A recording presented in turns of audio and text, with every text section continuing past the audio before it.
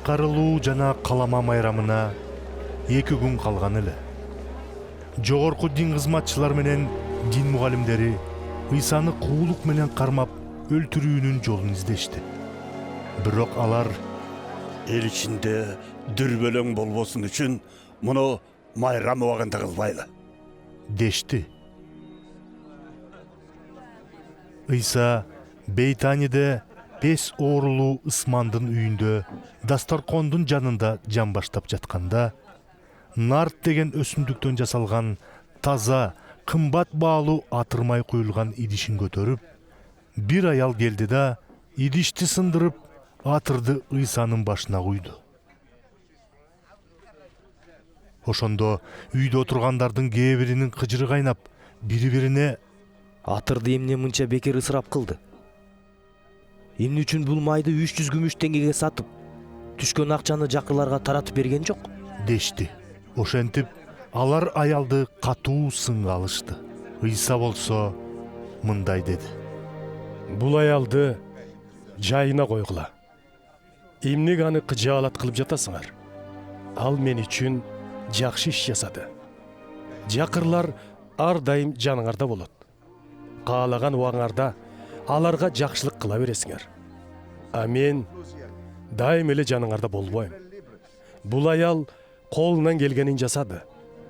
Май куюу салтын аткарып, денемди көргө коюуга даярдады. Силерге бир чындыкты айтып коеюн. Ушул жакшы кабар бүт дүйнөнүн кай жеринде жарыяланса, бул аялды эскерүү иретинде анын кылган иши тууралуу да айтылат. 12-нин бири Жүйүт Искариот Ыйсаны кармап берүү ниети менен жогорку дин кызматчыларга барды. Алар болсо анын айтканын укканда сүйүнүп кетишип, акча убада кылышты. Ошентип, ал Ыйсаны кармап бергенге оңтойлуу учурду издей баштады. Калама майрамынын 1-чи күнү куткарылуу майрамына карата бир козуну курмандыкка чалышчу. Ошондо шакирттери Ыйсага: Сага куткарылуу майрамынын тамагын кай жерге барып даярдашыбызды каалайсың? дешти. Ошондо Ыйса 2 шакиртин жиберип жатып, аларга мындай деди: Шаарга баргыла. Анан алдыңардан бир кумара суу көтөрүп бараткан адам жолугат. Аны ээрчип баскыла да, ал кирген үйдүн ээсине: устатыбыз сага жиберип, шакирттер менен чогуу куткарылуу майрамынын тамагын жей турган бөлмө кайсы? деп сурап жатат дегиле. Ал силерге үстүнкү кабаттагы төшөктөр салынып, конокко даярдалган чоң бөлмөнү көргөзөт. Тамакты ошол жерге даярдагыла. Шакирттери шаарга келгенде баары Ыйса айткандай болду. Анан майрам тамагын ошол жерге даярдашты.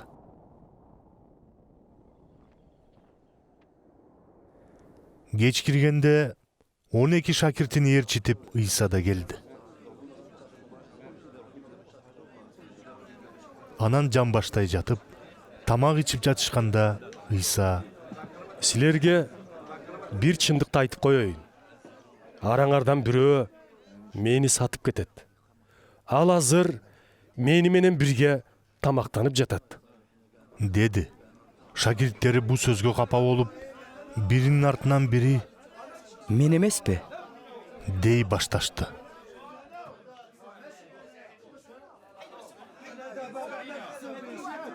Ал мени менен чогуу бир табакка колун салган 12 шакиртимдин бири, деди Ыйса аларга. Не болсо да, адам уулу ыйык жазууда өзү тууралуу алдын ала жазылган жол менен баратат. Бирок аны сатып кеткен адамдын шору. Ал адам туулбай туна чөксө өзүнө жакшы болмок.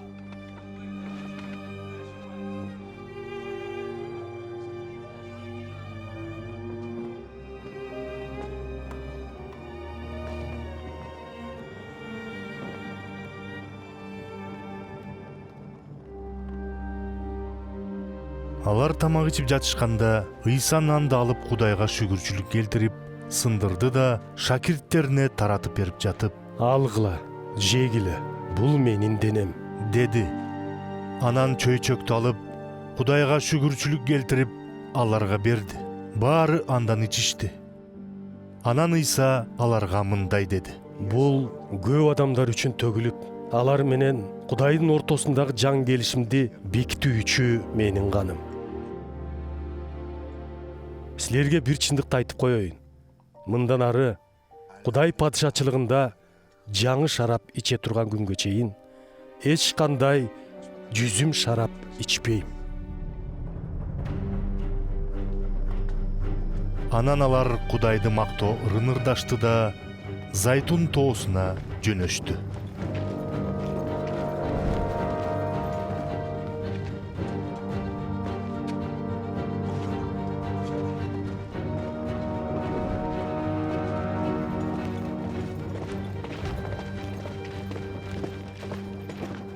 Ошондо Ыйса аларга мындай деди: Баарыңар мени таштап кетесиңер. Анткени ыйык жазууда койчусун уруп өлтүрөм, анан койлору чачырап кетет деп айтылган. А бирок мен кайра тирилген соң силерден мурун Галилеяга барам. Ошондо Петр Ыйсага Сени баары таштап кетсе да, мен таштабайм. деди. Ыйса ага: Сага бир чындыкты айтып коеюн. Ушул түнү короз 2 рет кыйкыргыча мени тааныбайм деп 3 жолу айтасың.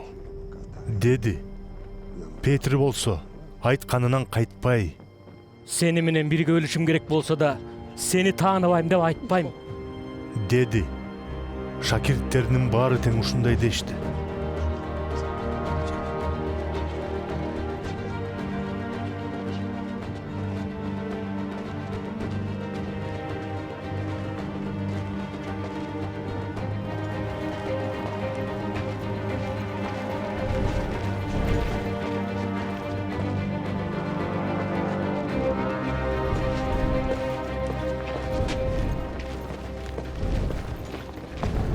Ушундан соң алар Гетсиман деген жерге келишти.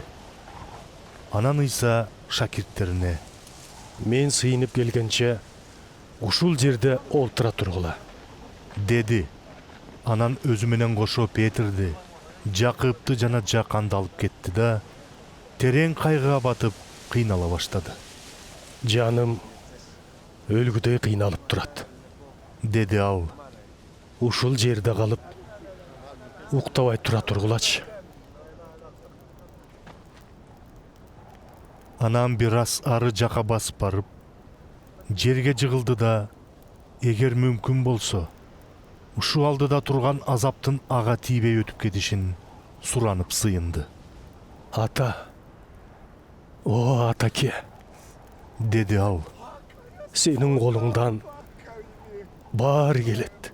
Ушул азапты мага тийгизбей өткөрүп жиберчи. Бирок менин эмес, сенин каалаганыңдай болсун. Кайра келип, 3 шакиртинин уктап жатканын көрдү да Петрге: Ысман, уктап жатасыңбы? 1 саат уктабай олтура албадыңбы? Шайтанга азгырылып кетпес үчүн уктабагыла, сыйынгыла. Себеби жакшылык кылганды каалайсыңар. Бирок алыңар аз, деди. Анан кайра ары барып, дагы баягы сөздөрдү айтып сыйынды.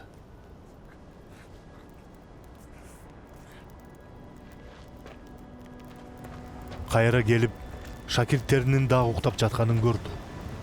Алар аябай чарчагандан уктап калышкан эле. Ошондуктан эмне деп жооп беришти билишпеди.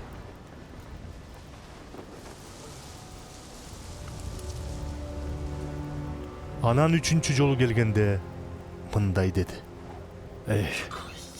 дале уктап эс алып жатасыңарбы? Болду.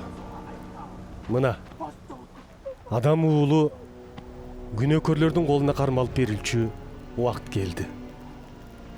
Тургула. Кеттик.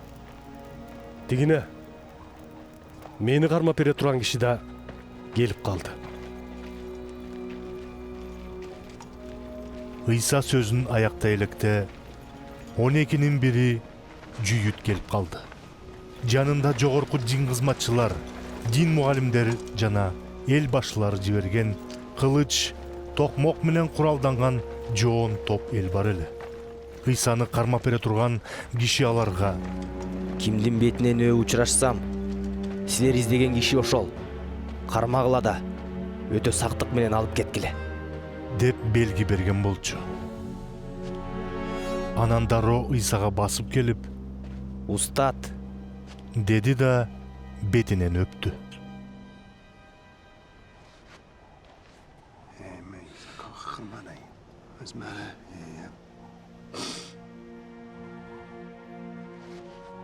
Ошондо тигилер ыйсага кол салып аны кармашты. Ошол жерде тургандардын бири канжарын сууруп алып, башкы дин кызматчынын кулунун кулагын шылый чапты.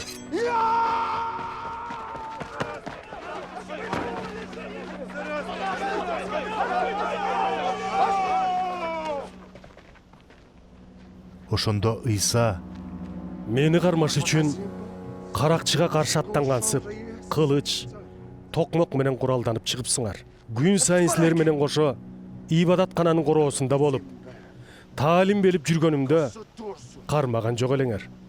Бирок эмне болсо да ыйык жазуулардагы сөз аткарылсын, деди. Ошондо шакирттеринин баары аны таштап качып кетишти. Жылаңа четине кездеме оронгон бир жаш улан ыйсанын артынан баратты.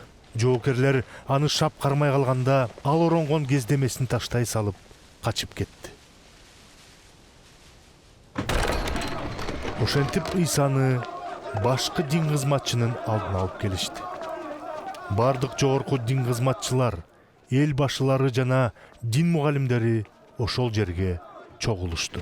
Петр алыстан ыйсаны акмалап келип, башкы дин кызматчынын короосуна чейин барды. Ал жерден сакчылар менен бирге отуруп, отко жылынды. Жогорку дин кызматчылар менен жогорку кеңештин бардык мүчөлөрү болсо, ыйсаны өлүм жазасына тартуу үчүн жалган күбө издеп, бирок таба алышпады. Жалган күбөгө өткөндөр көп болсо да, алардын айткандары бири-бирине туура келбеди. Ошондо бир нече киши орундарынан туруп, ыйсага мындай деген жалаа жабышты: Биз мен мынабул адам жасаган ибадаткананы бузуп, 3 күндөн кийин адам жасабаган башкасын тургузамын дегенин укканбыз.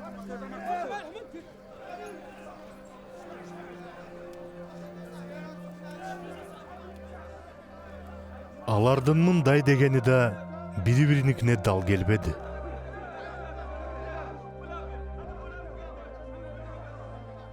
Ошондо башкы дин кызматчы ортого чыгып, ыйсага: Булардын сен жөнүндө айткандарына берер жообуң жокпу?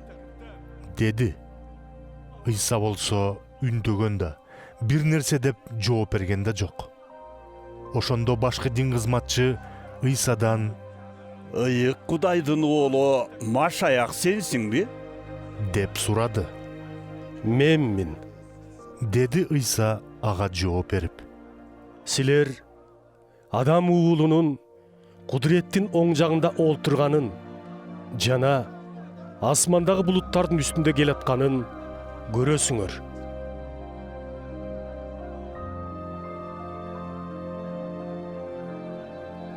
Ошондо башкы дин кызматчы кийимин айрып жиберип: Бизге дагы кандай күбөлөр керек?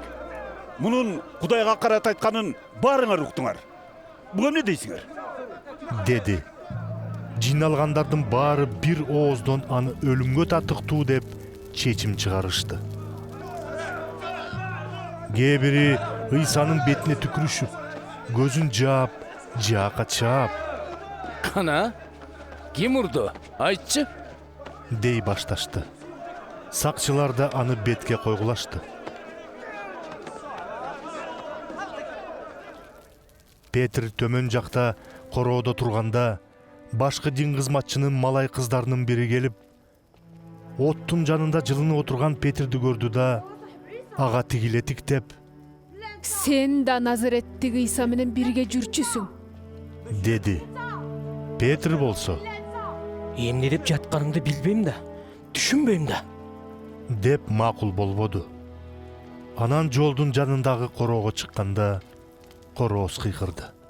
Малай кыз аны кайрадан көрүп, ошол жерде тургандарга Бул ошолордун бирөөсү. деп айта баштады. Петр дагы макул болгон жок. Бир аздан кийин ошол жерде тургандар Петрге: Сен чын эле ошолордун бирисиң. Анткени Галилеялыксың. дей башташты. Петр болсо Кудай урсун. Силер айтып жаткан ал кишини тааныбайм. деп карганып шиленип кирди. Ошол замат корооз экинчи рет кыйкырды. Ошондо Петр Исанын Корооз 2 рет кыйкыргыча мени тааныбайм деп 3 жол айтасың деген сөзүн эстеди да өксүп ыйлай баштады.